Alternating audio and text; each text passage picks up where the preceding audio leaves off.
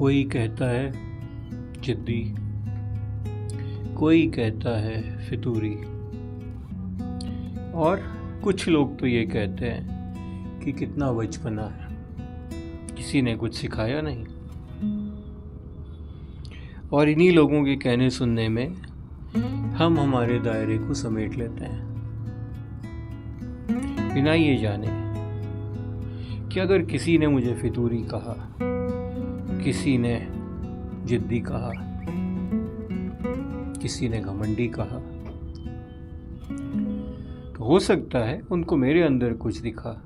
ये भी तो हो सकता है कि मेरे अंदर कोई ऐसा स्पार्क है जो उनकी किसी इनसिक्योरिटी को हिलाता है, झंझोड़ता है।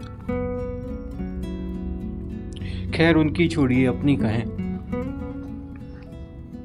तो क्या मुझे वाकई ऐसा कहलाना पसंद है? शायद हाँ, लेकिन क्या शायद ये मेरा पर्पस है कि मैं ऐसा कहलाऊं, या मेरा पर्पस ये है कि मैं वैसे याद रखा जाऊं, इससे किसी को इंस्पिरेशन मिले?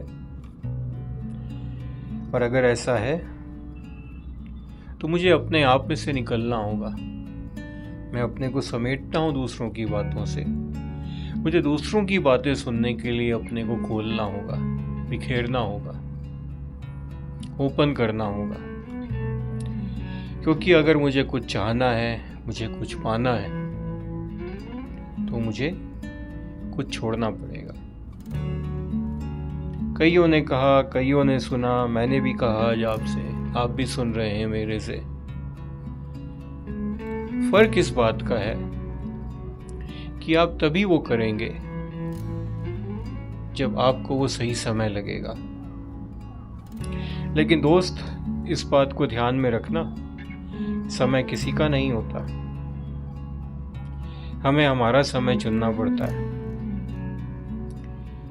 क्योंकि जिस समय में किसी को लगता है कि बारिश हो रही है, बाहर जाके क्या करेंगे, उसी क्षण में, उसी लम्हे में कुछ लोग वो भी होते हैं जो उसी बारिश में बाहर जाते हैं, भीगते हैं, हंसते हैं।